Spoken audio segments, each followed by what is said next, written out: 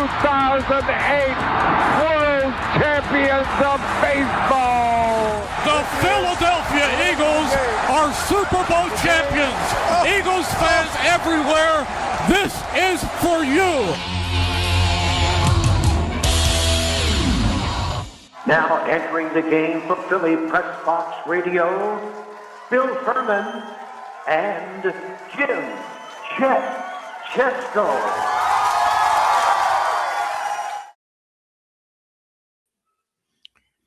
It's Wednesday, April 29th, 2026. Welcome to the Philly Pressbox Radio Roundtable, brought to you by the Irish Rover Station House in Langhorne, PA, Cavs, Philly Tailgates, and the STT Sports Network.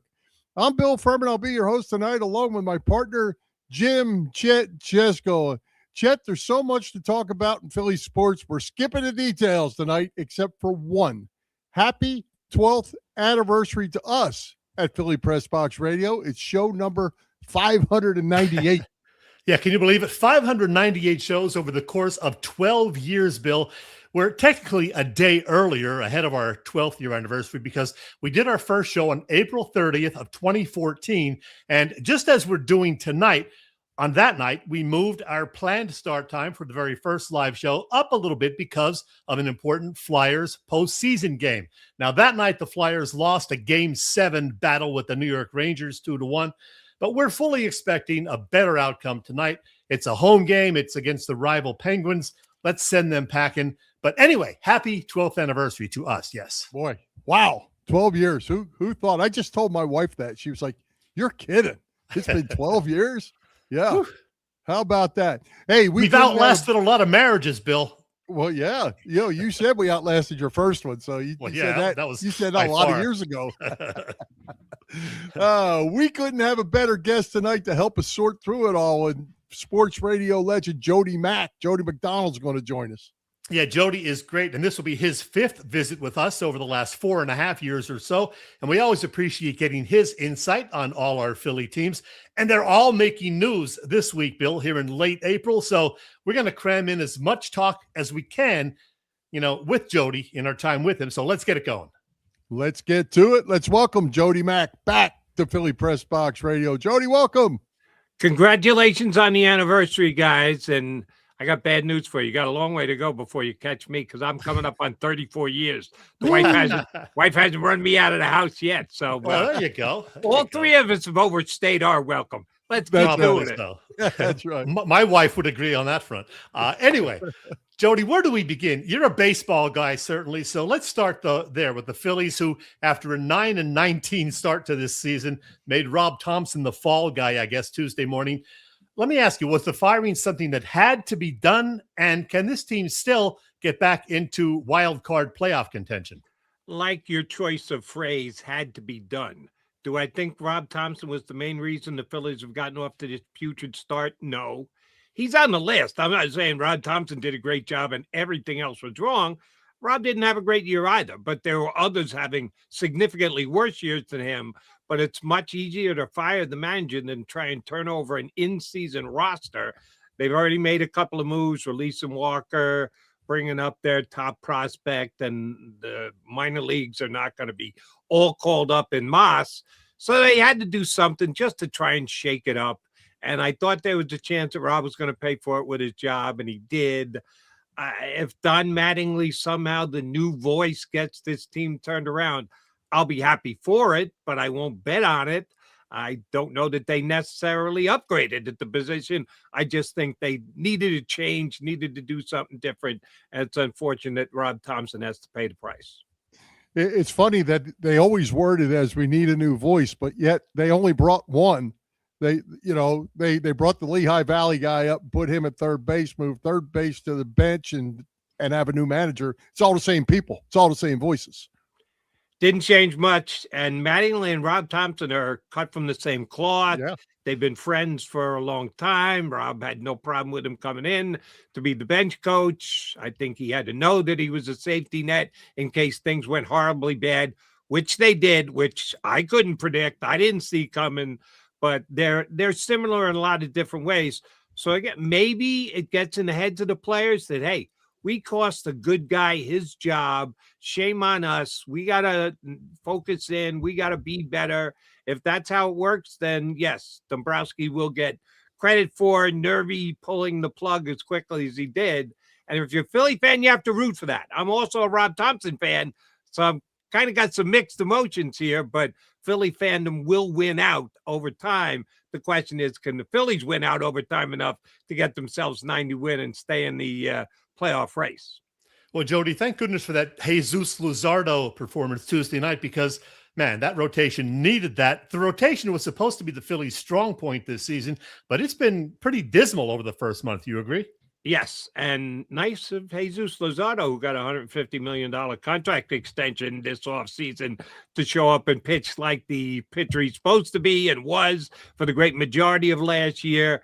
He was good. He was dominant. Yes, that will always start things off right when your pitcher is throwing up scoreless innings. First guy they had all year go 7 innings, and he didn't give a run on any of those 7. I'm a Luzardo guy. I had no problems with the extension. I thought it was smart. I think it still will be smart, but maybe he's a big Don Mattingly fan. I don't know why he decided to make last night his ace-like debut for the Phillies this season. Hey, Jody, do you ever remember a team coming out of spring training and just be ice cold? Basically, the offense is cold, the defense is cold, the pitching's cold, the base running's cold. They almost look like they're totally unprepared, and we know that's not true.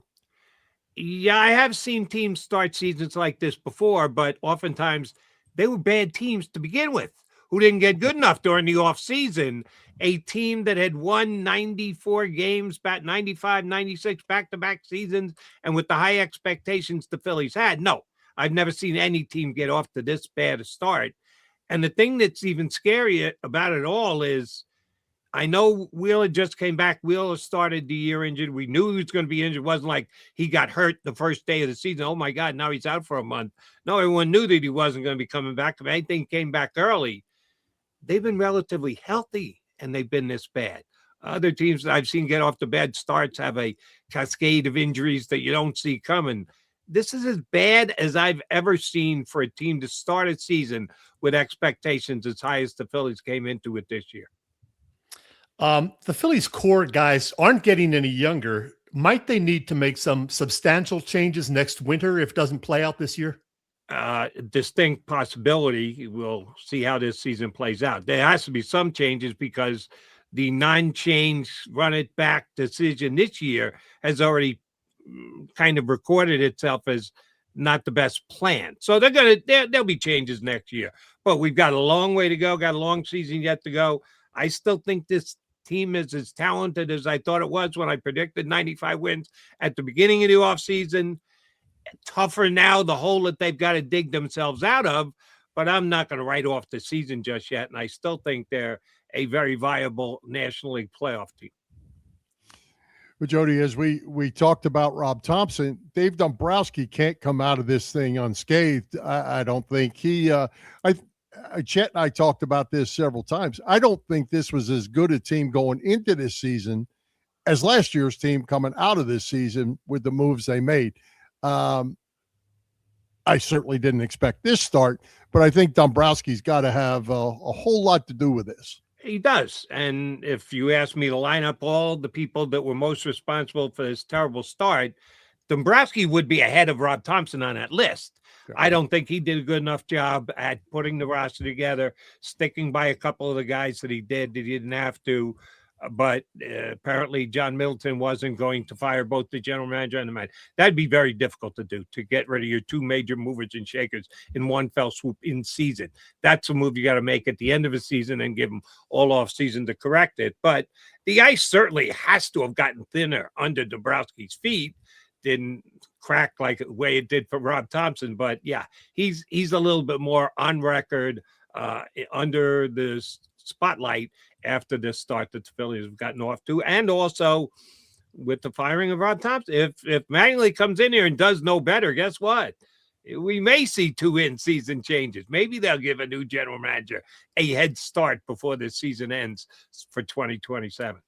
Yeah, going to be an interesting next few months for sure. Hey, let's turn our attention now to those Philadelphia Eagles and especially last week's draft. The Birds traded up in the first round to select wide receiver Mekhi Lemon at number 20 overall. And then Vanderbilt tight end Eli Stowers fell to them in the second round at number 54. Most of the draft experts out there like these guys a lot. They gave the Eagles a A or A minus for those two picks. What do you think?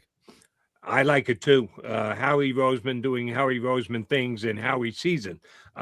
Yes, I did say ahead of time, I thought there was a distinct possibility they were going to take a wide receiver in the first round because most people predict A.J. Brown will be an ex-Eagle, even more so after they called Mr. Lemon's name out. You knew that was going to happen. I thought it was going to happen, but as I said all along, wasn't happening till after June 1st. So if the Eagles wanted to replace A.J. with a wide receiver, there wasn't a guy who's got the kind of potential that Lemon has on the free agent market. So they had to do it in the draft. They really liked the player. They're willing to jump up a couple spots to take him. I thought he was a stud and a star at USC. I project him to be a very good, if not star wide receiver in the NFL. Him and Devontae Smith are a unique pairing. He's known and seen what Devontae and AJ have done, a little bit different wide receivers. These two wide receivers now will be 1-2, a little more similar, and it'll be interesting to see how they design the offense to get the most out of the upgraded receiving core that they've now put together. And Jalen Hurts, who had an offseason last year, so the pressure's on him a little bit this year. I'm a Jalen guy, so I'm believing that he will be able to make the adjustments and fit in a new system they'll be working. He does have enough talent. If the offensive line can get back and stay healthy, then, yeah, I think the Eagle offense could be very good again this season. Well, I think under the radar on draft day was the Jonathan Grenard trade, which I think a lot of people really didn't pay a lot of attention to. Maybe they didn't know who he was. But the Eagles made a trade. They gave up 2 third-round picks for him and paid him $50 million guaranteed plus $100 million total. Basically, they're trading out Jalen Phillips for Grenard, and Grenard is probably a little bit better player. He has had a longer career and put up more numbers.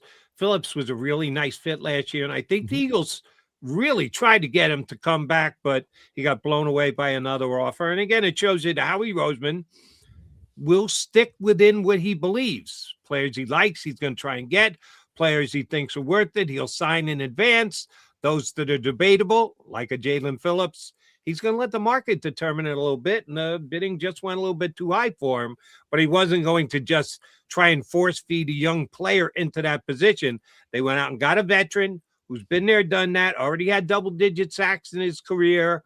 I thought the contract was it was less than Jalen Phillips, and it was only $50 million guaranteed. So basically, it's a 2-year deal. It's a 4-year deal. 2-year deal. It's dressed up to be a 4-year deal. May turn into a 4-year deal, but only 2 that the Eagles couldn't use and negotiate their way out of after 2 years. Again, smart trade by Howie Roseman, fills a void, fills a need. 2 threes, 1 in each of the next 2 years. Not an outrageous price to pay for a guy who's had double-digit sacks 2 out of the last 3 years in the NFL.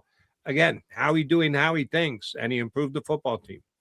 The Eagles were left with 1 third-round pick after all the dealings, and it turned into Miami's Markel Bell.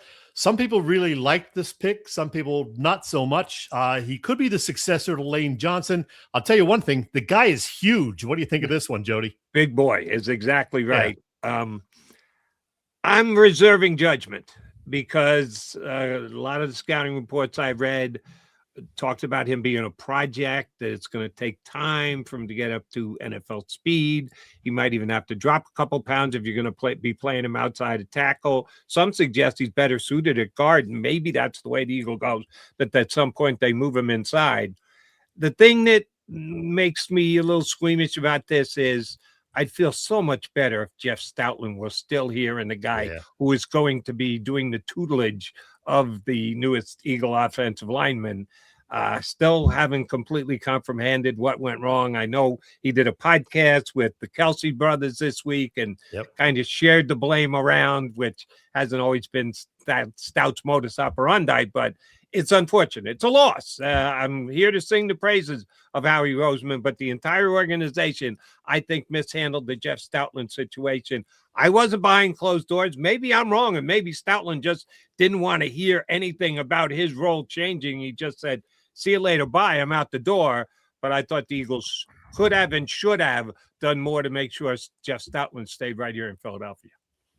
A couple things about Bell. Chet, you showed that massive picture. He weighs in 6'9", 346. That's a big human. Only a one-year starter at Miami because he was bouncing around JUCO and whatever. He's only 21 years old. But the number that caught me as I was prepping for the show a little bit, 558 snaps he was on the field, 0 sacks. So that's pretty good. Now, they had a very good offensive line across the board down there in Miami, so he wasn't asked to double. He wasn't asked to do specific special type things, but that's a number that cannot be denied. And, yeah, had a real good final season in college football at Miami. If he can take a step back and learn this year, I think he's got a chance to be a real nice player. But we got to see who's going to be doing the teaching. I did mention this on my show during the week. The Eagles as a group, I'm not an Eagle beat writer. I'm not there all the time, but I got a bunch of very good friends who are. And to a man, every single one of them likes all the guys they have on the offensive line. Not only as players, but as guys, as teammates, as Eagles. So maybe if Lane Johnson knows he's nearing the end, maybe he takes on the role as a mentor and gives the young man the tutelage that he needs. I think you kind of have to hope for that when you've got a new first-year offensive line coach coming in. Well, the primary free agent period is behind us. The draft is behind us. All the coaching staff is, in place now. What else do the Eagles need to do to get back to being a legitimate Super Bowl contender in 2026? Like I said, Howie checked a lot of the boxes. We knew what the Eagles' potential open spots, weaknesses were coming into the draft. And he basically played to all of them and tried to come up with a replacement in all areas of need. He waited a little bit on safety. You don't take a safety until the 6th round. You watch a guy like Blankenship go out the door. I like Marcus Epps. I've liked him both eras here in Philadelphia. Came in, did a good job last year, part of a championship team previously. He's now in his 30s. That's the age you got to be careful with D-backs in the National Football League. I don't know if Michael Carter II, who's a former Jet, so I knew him from the Jets. I think of him more as a slot corner than a safety. He's going to be in the safety mix. Makuba flashed last year, but was off the field as much as he was on the field. I still think safety is a major question mark for the Eagles. And if you ask me what position I think is most likely, they either make a trade. I don't know that there's a real free agent left out there. I go, oh, okay, he's a starter. So when you get to the end of the preseason and people are talking trades and trying to fit roster spots, wouldn't be surprised if Howie Roseman tries to add another piece at safety. Yeah, and, I was going to circle back to that and I thought we were moving on. Cole Wisniewski was that late-round safety, kind of an interesting guy to me. He was at North Dakota State, where he was All-American, won a couple national championship, ends up at Texas Tech for a year. 6'3", 219 as a safety. That's a big kid to be playing back there. I don't know enough about him to know if he can play or not. Nor do I, but I know Reed Blankenship went undrafted. No one took Reed Blankenship. The Eagles were smart enough to sign him and benefit from having him. So I'm not dismissing him just because he was a 6th rounder. Coming off the draft, you got your draft list, you got your scouting reports, you put him in what order you think that he should be. He was drafted right about where he was ranked. So it wasn't like there was a reason that he fell down. The Eagles can benefit from it. No, he went where he was supposed to go, and he's going to have to improve his play to become a Reed Blankenship-like safety in the National Football League. He might. He could be better than Reed Blankenship, or he might not be worthy of an NFL roster spot. We're going to have to wait to camp to see. That's right. All right, Jody, it is late April, and both the Flyers and 76ers are playing postseason action. So who would have thunk that? Should the 76ers look to deal Paul George and maybe even Joel Embiid in the offseason if they get eliminated, in the first round? If it's possible, I would say either one of those guys should be at least discussed. I don't think it's going to be easy to trade either one because of their salaries. Embiid looked pretty damn good last night, but still, the process is the process. If they win this series against the Celtics, I'll do some apologizing. This season has been a disappointment for me because Joel has missed as much time as he did. Paul George takes the suspension, which was completely unnecessary. Hey, this was a season where they were supposed to be a playoff team. So can I get excited because they got even with the Boston Celtics? They didn't get bounced by the Boston Celtics in the first real round, not the play-in round. No. So I think all the cards are on the table for this upcoming offseason. Daryl Morey should have no restrictions. He should make every player who's not named Tyrese Maxey or VJ Edgecombe on this team available. We'll see if they get anything done. I'll continue to root for them here. I'll be really pleasantly surprised if they beat the Celtics. But I hear what you're saying, Chet. This team is probably in need of a shakeup. Just playing it back, running it back to this point hasn't worked for the Phillies. I don't know that the Sixers want to go down that same road. Jody, you've watched a ton of basketball in your day. Joel Embiid is a mystery to me. The guy can not play for 14 days. All of a sudden he can play 35 minutes and he can score 35 points. Is he just this good of a player? All the other crap aside, when he's on the court, man, it's hard to understand how it happens to me. He's a stone cold stud. He's a talent. He's an MVP. He won an MVP. He's going to have to do some more in his career to become a Hall of Fame level player, but he certainly is capable of doing that if he can play enough games. I can't just bring myself to say all that other stuff aside. He misses games. He's injured. He dictates terms when he's going to play and not play. If the team tries to dictate terms and he doesn't like it, he's ready to throw the team under the bus. I've had my fair share of Embiid, and if Chet mentioned should they trade him? If they trade him, it won't bother me in the least. I don't think they will. I think we're going to have to continue to deal with the good and the bad of Joel Embiid for the rest of the contract that he's under. But did it shock me that he threw in a great game last night? No, he's that good. He's that talented. But all those other things are part of what Joel Embiid is. Yeah. I just hope at this point we get a Game 6 victory by the 76ers and then a Game 7 up in Boston. And, there's at least hope, but who knows? Let's turn to the Flyers, Jody. Forever the optimist, Jody. He's forever the optimist. I like it, Chet.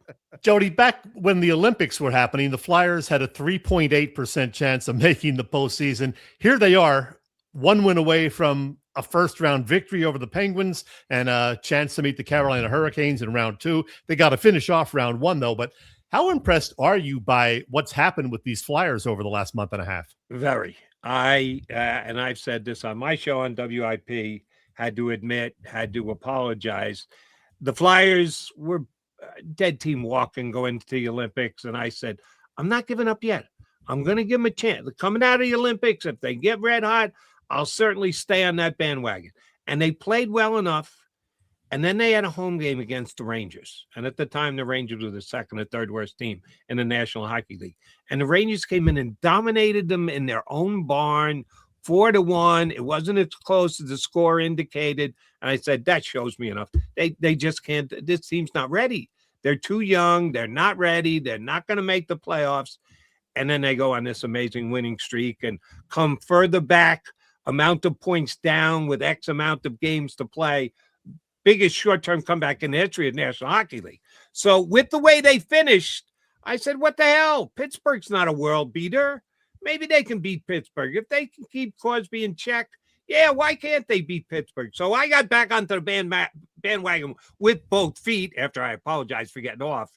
So they've accepted me back. They're going to get one of these next 2 games. Next round, Carolina Hurricane, going to be a tougher matchup. But again, there's no beast in the East. So Flyer fans, dream the dream. What the hell? Why not? Yeah, that's right. And it needs to be tonight. Not that I'd be scared to death of Game 7 in Pittsburgh, but I'd be a lot happier with a Game 6 win at home. And with the noise that they've been making down at the Exmo Center, I have not been to either of the two games, watch both of them every second, dropping the puck to final horn. And it sounded like the house was rocking. I did a show on Monday night. Flyer fans checked in. Jody, I've been going to the Flyer games, playoff games, not often enough, for the last 20 years. And it's as loud as it ever had been previous. So, yeah, the Flyer fans, hopefully tremendously loud tonight. Maybe a little lift for the Fly guys and help them dismiss the Pittsburgh Penguins. Jody, I got to ask you about this. I heard something last week on WIP. I think it was from Joe DeCamera, and I somehow never heard this before. Let me see if you will confirm this. The term flyered up was originated by none other than Jody Mack. That would be correct. It was a Yes, sir. There you go. phrase that I coined some 28, 29 years ago, whenever it was. Glenn Macnow and I were partners at the time. We were out on a charity dinner. People bid for a dinner with Mac and Mac. We went out with them. They made a big donation to the Eagles charities, whatever it was. And they were Flyer fans. And I think between you and I, they were more excited to be there, talk Flyer hockey with Macnow than me. But I joined in, and they were in the midst of having a good season, playoff type season, playoff run. And I asked one of the two gentlemen who would have say, how flyered up are you about this team? And he said, I've never heard anybody say that before. I said, I don't know that I've ever said it before. It just kind of came off my tongue. And he goes, that's great. Yeah, I'm flyered up. You should be talking about getting flyered up on the air tomorrow, which Glenn and I did. Yes, I did make a phone call to find out about getting some coverage as to it being my trademark statement. It was a lot of work. It was a pain in the rear end. I said, this might not even take off. Why am I bothering with this? Let the Flyer fans just take it and run with it and enjoy. My wife still hasn't forgiven me for that because she thinks we could have made a killing with it. But you'd be sitting on a beach in Hawaii or something right now watching this game on TV. Yeah, but then I wouldn't be on Philly Pressbox with you. Wait a minute, guys. There we go. That gets me fired up right there. I am ready for Flyer hockey tonight. That's right. Hey, Jody, you're close with Danny Briere and Jonesy and Rick Tocchet. What do you think of the job those guys have done? And I'll say especially Tocchet, since it's his first year, they really turned this thing around. The only of those three that I'm close with is Jonesy because of the WIP contact. Good dude, great dude. Shouldn't say good, great dude. Briere's done a really good job. Some of the minor trades that he made during the offseason have paid big type dividends. And I was absolutely all for the naming of Rick Tocchet as the new head coach. Did I know Tocchet was going to come in and do as good a job as he did? No. Did I know he's going to be better than the previous Flyer coach? Yes. That was a bad hiring, and I said it from day number one. No, he has come in. He has given the guys the chance to grow, which I don't think the previous coach ever did. But he has also laid in a foundation, and they do things the way he wants them to do it. And time was going to make this team better. Peaks and valleys, ups and downs, a little tough to handle during the season, but they're peaking at the right time come playoffs.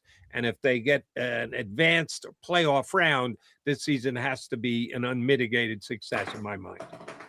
All right. Last thing now, Jody. It was great seeing you and Glenn last week down at Kings Road Brewing in Haddonfield. That was for a taping of an upcoming What's Brewing show. 2 shows, actually. And I got to tell you, my absolute favorite moment of the afternoon was early in the second show. You guys are each enjoying a beer on camera. And Glenn says to you, as part of his script, I guess, Jody, what are you drinking? And you said something to the effect of, I'm drinking... I don't have any fucking idea what I'm drinking. Yeah, I had it written I did not down, make the TV show, by the way. Couldn't see where I wrote my notes. Yeah, that was if you're taping, you can always go back and re-air. Thanks for telling everybody, Chad. Yeah, I'm drinking a garage beer right now, by the way. Oh, okay. Kelsey would be proud. Very good. Yeah, we have fun. Whenever Mac now invite me on his beer show, get to sit around, drink beer, talk sports. How can you have a better afternoon than that? Exactly. There you go. Hey, Jody, before we let you go, let everybody know what you got going on with your WIP show, whatever else you have social media-wise, and let them know. Always take any followers I can get on Twitter at Jody Macman, JodyMacman. Doing my 2 days, 2 shifts a week on WIP, mostly Saturday mornings now these days, 7 to 10. It's not a every weekend thing, but a most weekend thing. And I'll show up on a Monday or a Tuesday night, depending on when they need me most. But if you want to know who's going to win the Kentucky Derby, you better show up at Parks on Friday. We're going to be doing our pre-Kentucky Derby seminar early. Myself, Dick Girardi, and Jessica Paquette, the race caller from Philly Park. We've done it as a threesome the last 3 Triple Crown races. Last year, I did give out not only the winner, but the exacta in the Kentucky Derby. Wow. If you want to know who I am going to be wagering on come Saturday, you better get yourself up to Parks on Friday, starting early, 11 a.m. Excellent. There you go. Fantastic. Well, Jody, as always, we appreciate you coming by to join us, and let's do it again. Promise me you'll have me back before your next anniversary show. Absolutely. It is a deal. Done deal. Go Flyers. Congratulations, guys. Thank you. Thank See you, ya. man. All right, Chet. Philly Press Box is part of the STT Sports Network, as in Set the Trends. It's a network set up by our pal, Phil Stiefel, host of the terrific Trending in the AM show that you can find every weekday morning on the STT Sports Network YouTube channel. Check out Phil. Be sure to subscribe to the channel. Phil's show is on there, and so is ours. Yep, you can find Philly Press Box Radio there, in addition to on our own YouTube channel and our Facebook page. Again, it's the STT Sports Network setting the trends for what sports talk should be. Mm-hmm. Hey, Chet, all these activities, four sports going on basically with what's going on in the NFL. And we're all the way to May 1st, just about. What kind of activities does all that bring to the Irish Rover Station House? Bill, you know the deal. Good times always in store at the Irish Rover Station House in Langhorne, PA. They're an Irish bar and restaurant, of course, but this weekend, Thursday through Tuesday, in fact, the Rover will celebrate Cinco de Mayo with all sorts of food and drink specials to mark the occasion. I'll definitely stop by for that. I've told you previously about the Rover's legendary Mother's Day brunch. Well, it's so popular, it's already fully booked for this year, May 10th, both seatings. Hope you reserved your spot. I tell you all the time about the Irish Rover's various specials, but I just wanted to take a moment also to thank the gang at that wonderful bar and restaurant for all the support they've given us over the years. Philly Pressbox Radio this week is celebrating our 12th birthday, and the Irish Rover has been partnering with us for about 10 of those 12 years, all except for our very first year, and then again for nearly a year when COVID hit. Well, just about a month ago, the Rover officially got new owners, and there was no guarantee the new folks would want to stick with us. But I'm happy to report that the new ownership group, I've been dealing with Tony, made a wise decision and will continue to support us. And Bill and I are thrilled about that. Thanks to our friend Chris at the Rover for putting in some words of support for us, and thanks and best wishes to the new owners. Now, everyone else, get to the Irish Rover on Bellevue Avenue in Langhorne and check them out. Their website, irishroverstationhouse.com. Hey everybody, it's Willie Nile here, and you're listening to Chet and Bill on Philly Press Box Radio. You lucky people. And Bill, you know why I played that little Willie Nile piece, right? I do. I was going to bring that up, but at first I wanted to say, before I get to that, my thanks as well to the Irish Rover Station House, and I certainly appreciate it for their support for all these years. They've been great. Yeah, that, you know, when things change, when a business is sold or whatever, you never know what that it's going to mean for existing relationships. So, you know, it was a little bit of a concern for us. But yeah, Chris did put in a good word for us. I exchanged a couple of emails with Tony, one of the guys in the ownership group, and he said they're happy to continue this partnership, this relationship. So we are thrilled. And again, best wishes to that new ownership group. They're basically keeping things the same because, you know, if it ain't broken, don't fix it. That's what they say. There you go. Now, there you Willie go. Nile, you saw the Facebook post the other day. I did. His father. Let's put a picture up right there. His dad, Robert, 108 years, 5.5 months old, and he is now the 20th oldest male in America out of what, 60 or 164 million guys. Is it male? I thought it was person. No, it's male. Yeah. Wow. 20th oldest male in America. That's absolutely in America? Yeah, in America. Okay.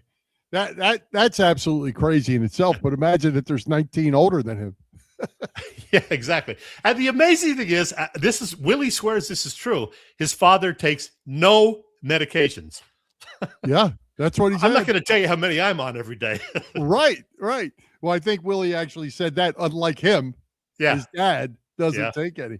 Exactly. Congratulations to Mr. Nile. Congratulations to Willie to have his dad for 108 years. Holy cow. That is amazing. Yes, sir.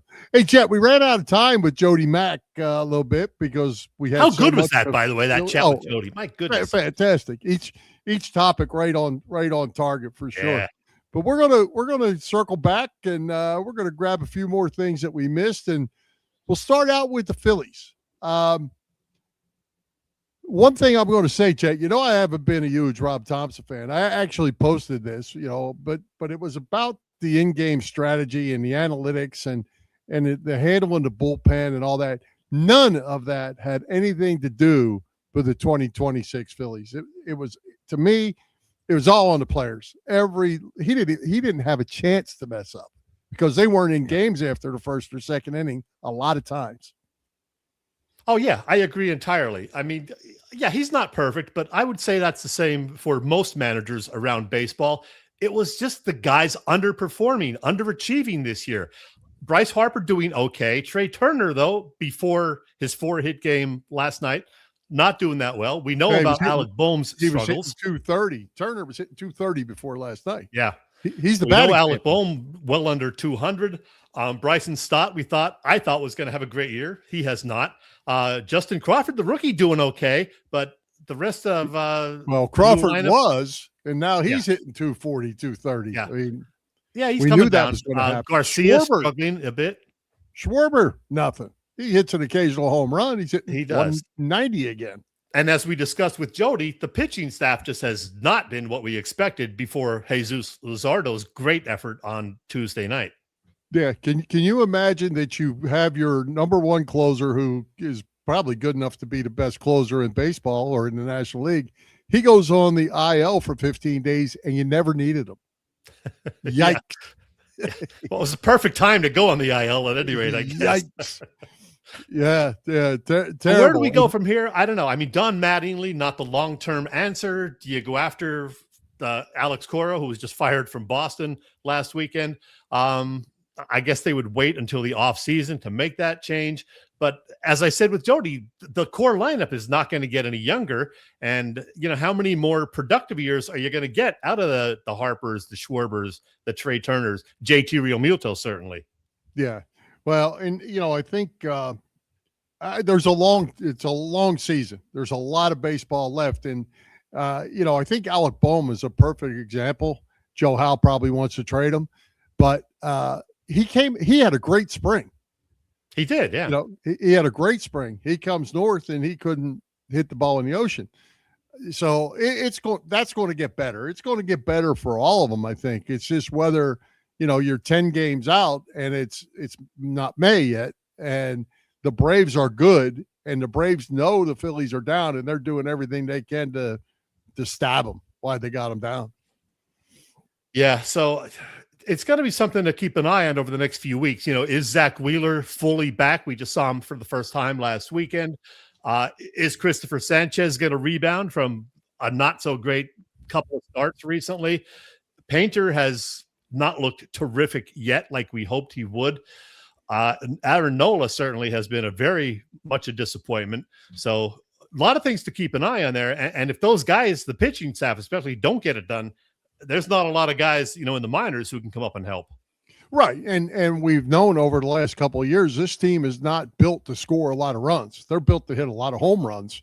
Mm-hmm. So if the pitching staff, instead of giving up 3 or 4 runs a game, like they did last year, is now giving up 4 or 5 runs a game, this offense isn't built to score 6 runs a night. Yeah. So I don't know. I mean, I just hope that they can get back over 500 and, get competitive again. Give us some hope for a wild card spot, because once you get into a wild card spot, anything can happen. We've seen some wild card teams have a lot of success in the postseason. Yeah, well, and PJ, PJ's Yeah. talking about the hitting coach. Denny's talking about the hitting coach. Kevin Long and even Mattingly said it yesterday, and Rob Thompson said it all along. They extended Kevin Long's contract in the offseason. He's considered one of the very best hitting coaches. Again, he don't go to the batter's box. Certainly he works with them guys, and they work tirelessly, these coaches do. But when it comes down to it, the players got to play. And we haven't had players playing. I wonder sometimes how much impact a hitting coach really has. Some guys get a reputation as being real good, but I don't know how much the players really listen to the coaches. And again, I don't know how much they're able to get guys to make adjustments that they think should be made. So I don't know, but I guess Kevin Long's going to be here, for the duration anyway. Yeah. Well, and the last comment, back to Dombrowski. That whole Bryce Harper, elite thing, is really an irritating thing to me. You took your let's call Harper your best player. He's one of your best couple players, and whether you thought you were motivating him, maybe you were, but you took a public shot at your best player. To me, that's not good business. Oh yeah, I know. And it just kind of came out. I don't think he was doing it intentionally to try to motivate Harper. He was just, asked about Harper and the situation, and he explained it in a way that probably wasn't the best. Yeah. All right, let's jump over and talk a little bit Flyers. We still have some time for that. The last couple games, Chet, the Flyers just seem like they're one step behind to me, and they're going to have to fix that up tonight. They can't afford to go back. I don't believe they can't afford to go back to Pittsburgh for Game 7. Yeah, I agree, because right now all the pressure is still on the Penguins. They're down in the series. Penguins win tonight and take it back to Pittsburgh. The pressure is squarely on the Flyers because it's a Game 7. They're in danger then of becoming the 5th team in NHL history to, give up a 3-0 series lead. And, nobody wants that. And, some of these young guys might not be ready for that kind of pressure. So you got the opportunity. You're at home for Game 6. The crowd is behind you. Let's win it tonight, please. Don't put the pressure on everybody for a Game 7, because I don't need that kind of pressure myself. I hear you. Hey, and I have to say, with all the hype that he got, and I think I might have said this to you and PJ at some point during one of the games, Porter Martone has disappeared. He carried them there. Well, I won't say he carried them. He played really well, and they're probably not where they are, without him. But the big line of the Penguins has clamped down on him, and he needs to step it up tonight. He needs to have a big game. Yeah, he really does. He was playing so well, as you mentioned, over the last 9 games of the regular season and the first few games of the series against the Penguins. He got the officially game-winning goals in the first 2 wins. So he looked so great. And now, as you said, he hasn't done much at all. And then you have Matvei Mishkov, who played well down the stretch of the regular season. He has not played well in the postseason. In fact, he got benched for Game 5. He apparently is back in the lineup tonight, though. Yeah, Tyson Forster, the same. He has not played well. Yeah. And I tell you what, Chet, do you know, because you might not even know this or thought about it, who is the leading scorer for the Flyers in this series, total points? That is a great question, and I do not know the answer. How about Rasmus Ristolainen carrying a puck like Bobby Orr? I see him carry the puck into the zone like a great offensive player. He's got a goal and 4 assists, and he has played very, very well. And then we have Dan Vladar, who, has had an amazing season, but not quite as sharp as he would want to be the last few games. And I did get to see the latter part of Game 5, and I was actually in Las Vegas, as you know, on vacation. I was in a Mexican bar where they had the Flyers game on TV, Game 5. And so I saw the end of the second period and then stayed there all of the third period and hoping the Flyers could get it back even and send it to overtime. Didn't happen. But yeah, it's a shame to see that fluke goal go in and prove to be the game winner in Game 5. Yeah, he's let a couple soft goals in these last two games, but he's still played extremely well. I mean, he's made a lot of great saves. Unfortunately, a couple have snuck by him that ended up, they end up losing games because of that. But he's played really well. He needs to keep playing well, and needs to be on top of his game tonight for sure. Exactly what PJ just said. There you go. What did he say? Has to be on his game. There you go. You're right. All right. Hey, Chet. Let's take a break right quick and say what's going on with the best tailgaters in Philadelphia, Bob Cavanaugh and the gang at Cavs Philly Tailgates. These guys, yeah. Cavs Philly Tailgates has been cooking up a terrific catering business for some 35 years. Cavs is a 3-time winner of Philly Tailgates Jack Daniel's Great American Tailgate Party Contest and a past winner of the Philly Daily News Tailgate Award. Cavs also does corporate events, parties, you name it. Cav, though, best known for those tailgate parties before Philly sporting events, concerts, and other things. There was a well-attended one before the Phillies season opener, as you may recall. Another before a Phillies Guardians game is coming up in May. Plus, there will be tailgate parties before a couple of concerts at the Link. One before a concert by Morgan Wallen, and then another before an AC/DC gig in late September. You can get details on those and other events at Cavs' website. That would be phillytailgates.com. And if you do have any questions, you can email them at cavscatering@verizon.net. Cavs Philly Tailgates is the way to go. And Bill, just as we thank the folks at the Irish Rover for their support here on our 12th birthday, I want to thank Bob Cavanaugh for his support. Cav has said he's going to stick around with us as well, because it was just 2 weeks ago that I talked with Cav and he committed to supporting us for another full year, as a matter of fact. So that is terrific. And I believe that'll be year 4 of Cavs Philly Tailgates supporting us. So you are the best, Cav. And I just remembered also that Cav has a milestone birthday coming up this weekend. I'm not going to give away his age, but obviously he is a few years younger than me. So happy birthday, Cav. There you go. Happy birthday, Bob. All right, Jet.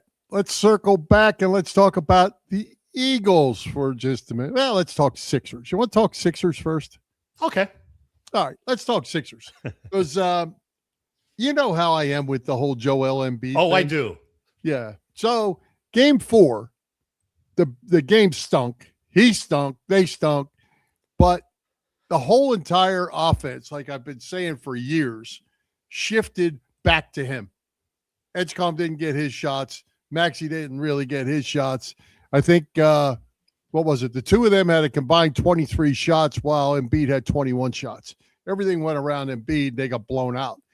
Fortunately for them, those statistics are somewhat the same in game 5, but Embiid played much better. Maxey played much better. Edgecombe kind of disappears. I don't like the formula. Yeah, I hear what you're saying, but I mean, sometimes it does work. And I think in game 5, they played better defense, which is important. They focused a little more on rebounding, which a lot of NBA teams don't seem to do enough of. It really bothers me watching the NBA when I know you don't like the amount of 3-point shots that there are. There's just a lot of that. And instead of the defensive guys looking for a rebound, as soon as the shot goes up, they start running toward the other end of the court. Drives me nuts. How about get some rebounds? Yeah. And fortunately, in game 5 last night, the Celtics were missing a lot of shots, and the Sixers were getting some of those rebounds. So, man, rebounding is so important, such an underrated part of the game. And, you know, when you're doing it well, Maxey had 10 rebounds himself, which is great to see. Rebound's important, and defense is important. Quentin Grimes with some great defense last night. He was all over Jaylen Brown on the one late in the game when the Celtics were trying to get back in it. He played terrific defense, and they threw up a bad shot. Sixers got the rebound, ended up putting the game away. But I do hear what you're saying about it running through Embiid too much, and sometimes it does slow it down. But if he's on his game, and he did get in a pretty good groove by late second quarter, early third quarter last night, and early fourth quarter. So, you know, if he's out there and doing what he can do and hitting shots, it can work. Now, do I think they're going to upset the Celtics? No. I have a hunch they're going to lose in Game 6 at home. I hope I'm wrong. I would love to see a Game 7. Well, the funny thing that you're talking about rebounds, which is my whole problem. One of my whole problems with the NBA is, yes, they're all breaking to go the other way, but then they all get to the arc and stop. Yeah. They're not really having an old-fashioned running game where you're trying to get layups like you did on a fast break. They're fast breaking down so they can kick it back out and somebody can shoot a three. It's just back and forth, and that's the part of the NBA that really frustrates me. Yeah, and I understand that. It is tough to watch sometimes. And, we can sound like the old guys and say there's a lot wrong with the NBA, and there is. And I know Denny and some other folks who are in our age group will watch the NBA and say there's just so much traveling and, palming the ball that they get away with. The officials are standing there watching the guy take 4 steps, and they just rarely call it. Yeah. Well, the rules have changed, and the old timers. I saw an interview not long ago with Rick Barry, and he was talking about the game. He said, "I can't watch that game." He said, "I can't even watch the game." He says they do so many things that are against the rules, and they really haven't changed the rules. They just changed how they call the rules.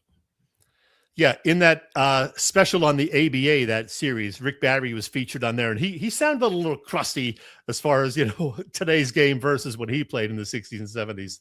Yeah, I'm sure he is, because they're also getting paid a lot more money than he got paid. Yeah, that's true too. At the time as well. Well, we'll see what happens with the Sixers. At least they're trying to make a series out of it. They got it to 6. If you can win this 6th one, who knows? Anything could happen, right? Absolutely. All right. Final stop is the Eagles again. And Chet, I wanted to ask you something that's really was interesting to me. The pick of Cole Payton as a 4th quarterback on his roster. Tanner McKee is still here. You remember we got Andy Dalton. The thought was that Dalton would probably be the number 3 behind Hurts and McKee. Dalton be the emergency guy. What are you going to do with Cole Payton unless Tanner McKee is a trade piece? Well, that's what I'm thinking. Is Tanner McKee now more likely to be traded? We thought that there would be some interest in him, even though he didn't play well in his, last opportunity late in the 2025 season. I'm sure there's still some interest in Tanner McKee. So maybe that's what they were thinking, because I don't think they're thinking Payton is a legitimate NFL big-time prospect at any point. So I got to think it's just as insurance in case they do decide to, deal Tanner McKee. Well, they used a little bit of a higher draft pick for him than I'd have thought if they just thought he was a throw-in. He was a good quarterback at North Dakota State, but he was at North Dakota State. Yeah, I can't say that I knew a whole lot about him, so I don't know. Yeah. And what did you think about the pick of Our, I'm going to go call him Our because I don't know how you pronounce it, UAR Bernard, 6'4", 306 pounds, never played football before, Chet, runs a 4.63. And can you imagine being 306 pounds and he's got 6% body weight? I think it's just Howie, maybe throwing a dart on this one, hoping he gets lucky as he did with Jordan Mailata, several years ago. Nobody thought Mailata would turn into be a decent NFL player, and he's turned into be a pretty damn good NFL player. But it's kind of a crapshoot in those later rounds, so worth a gamble, I guess. Well, and I saw another interesting article. I think it came from Reuben Frank. He made the comment with some of these picks, like with Bell and Bernard. Howie Roseman is in such a good position now with Jeffrey Lurie, and as far as job security, and a bad pick isn't going to hurt him, that he can actually sit here and look at down the road. He doesn't have to pick because I have to win today. He's now able to build this thing out, and he's been doing it for a while, and he's been hitting. So he's in such good shape with Jeffrey Lurie. He's able to reach out on some of these picks and give it a shot. Hey, Big Al checking in. And I'm wondering, is Big Al talking about us, Bill, or is he talking about Howie? I don't know. I'm going to go with Howie, but maybe Big Al will clarify that. So, By hey, the way, one other thanks to Big Al, because we were part of Big Al and the Edge of Philly Sports Network for a few years, and here we are celebrating our 12th anniversary, our 12th birthday, and we had some very productive and fun years with Big Al and those guys at Edge of Philly. Absolutely, they were all part of it. One other comment I wanted to make, and I don't want to be negative on this, Chet, but somewhat smallish USC wide receivers have not been overly successful in the National Football League. Uh-huh. Yeah, that's worries a me just a concern. little bit. I mean, they're not Keyshawn Johnson because he was not small and he was pretty good, but I don't know. So you're having some doubts about this guy? Oh, the kid can play. The kid can play, but he's 5'11". If he's as good as Devontae Smith, great. But speaking of Devontae Smith, I got a story for you. Just thought of this. I didn't even put it in my notes. A guy I'm working with, young guy, played high school football with Devontae Smith. Oh, really? He said he was a total freak. He was in the building at 5 o'clock in the morning in high school, lifting weights, playing basketball, running. And at 8 o'clock at night, he was still getting somebody to feed him balls through the jugs machine. Wow. He was catching footballs all the time, every single day of the year. He said he was a freak. Yeah, we certainly like him, and he's been nothing but great since he became an Eagle. Never had any controversy, none of the diva stuff. So, yeah, love Devontae Smith. Yep, good stuff. All right, Chet, great guest tonight at Jody McDonald. Who's coming to Philly Press Box Radio next week? Well, I was hoping you would ask me about that, Bill. And next week, Bill, well, first of all, I hope we're still talking about a Flyers and or 76ers playoff run, both ideally. But I can say for sure that we're going to talk Phillies baseball and maybe a little Eagles too, when we're joined by this guy, Patrick Gordon from the Philadelphia Baseball Review. He'll be back making his second visit to our show. And Patrick Gordon has the honor of being our first year 13 guest. There you go. Looking forward to that. And let's see, this is what? This is Wednesday. So if there was a game 7, it would be Friday. The new series will probably start Sunday or Monday. There could be a Wednesday game. We'll have to. Yeah, we'll have stay tuned, everybody. Yeah, we'll have to play. We'll have to play it by ear. But if so, it'll be either 6:30 or 7. Right? We're not going to change it that much. No, it'll be 6:30 or 7 on Wednesday.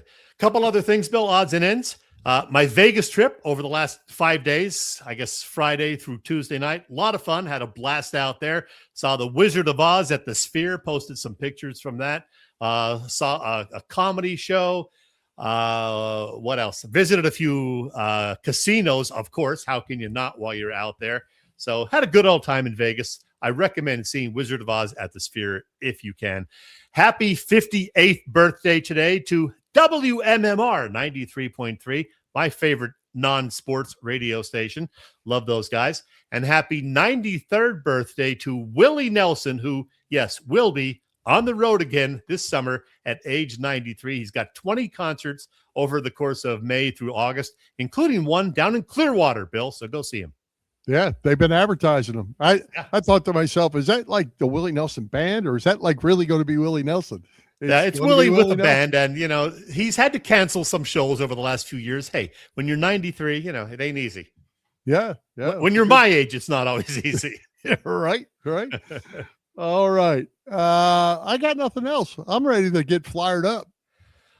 Oh, flyered up. Let's post that again, because you can't go wrong with seeing the Flyers, Penguins, and this one, flyered up. And we might as well play the horn again, too, since we have that opportunity. Here we go.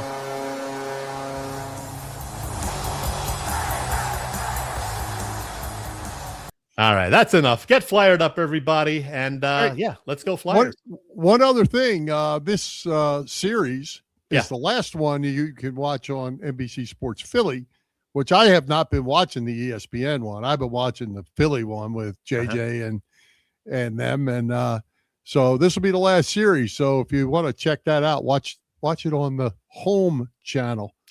I'm going to go watch as soon as we wrap up, Bill. So let's do that now. Bush and Hart will tell you how it is. They don't mess around. All right, let's wrap this thing up. Thank tonight's special guest, Jody McDonald. Our sponsors, the Irish Rover Station House, Cavs Philly Tailgates, PPCC 118 Raz Room. For Jim Chechesko, this is Bill Furman. We hope you enjoyed the show. We'll enjoy Philly Press Box Radio next Wednesday, May 6th at 7 p.m. for now. You can see us live on Facebook, on our Philly Press Box Radio YouTube channel, and on the STT Sports Network YouTube channel, and listen on Apple Podcasts, iHeartRadio, and all the others.